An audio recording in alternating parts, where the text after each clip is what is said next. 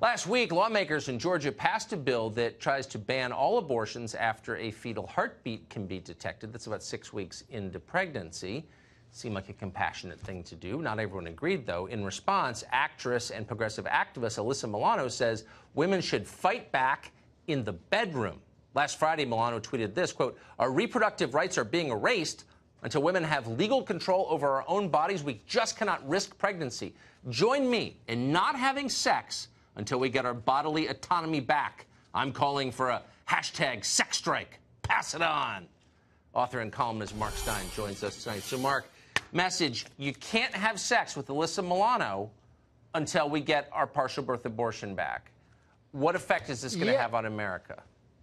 Yeah, well, it's weird to me because the rationale for abortion, such as it is that abstinence education doesn't work. So we have to have abortion because abstinence doesn't work. But abstinence apparently does work when Alyssa Milano is commanding it. And you just read out the tweet. It's actually fantastically worded. "We just cannot risk pregnancy. Join me by not having sex."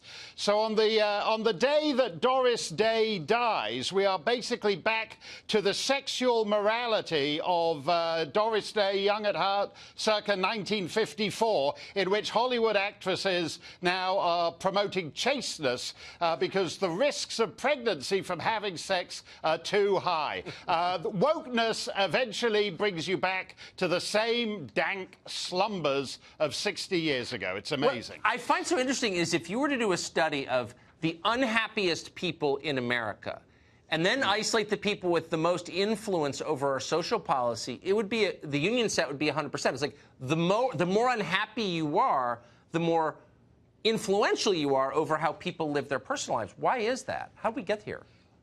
Well, I think that's what's very interesting. A lot of these so-called activists, and this is a very weird reaction to a piece of public policy. It's certainly a lot more draconian than just trying to win a few local elections in Georgia. But as you say, the happiest people, according to all the surveys, are all the uptight Republican squares getting boring old marital sex. All over the country now, there are twitchy little pajama boys who agree with Alyssa Milano on everything, and she still won't let them get to second base. It's a tragedy. It's just like, why is it? I mean, it's sort of unspoken in all this is the idea that having kids is literally the worst thing that could happen to you. Yeah. It's like the end of whatever your stupid career is, or the things that you think are so important in your life, which, by the way, mean literally nothing in the end. Right. But, like, where do we get to a place where a whole political party believes having children is like a punishment?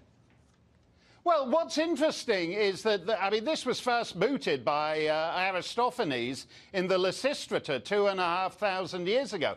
And the idea now that 2,500 years on, sex is just some sort of transactional thing for women. So Bette Midler, for example, has joined Alyssa Milano's sex strike today. You know, I remember that. I mentioned Doris Day. I remember the old Doris Day joke. I think it was Groucho Marx or Oscar Levant. I knew Doris Day before she was a virgin. I never thought we'd live long enough for the line, "I knew Bette Midler before she was a virgin," to become a thing. But it is, I think they do not realize just how deeply weird they sound when they intervene on rather dull matters of just electing more of their side to the legislature would solve this problem. But instead of doing that, they're proposing crazy ideas.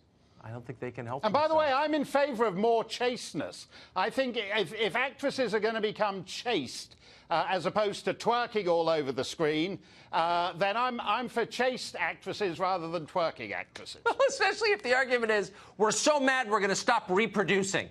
Okay. Yeah. It's so perfect. Pity the pajama boys. Pity the pajama boys. I don't. Tragedy. Mark Steyn, great to see you, as always. Thank you.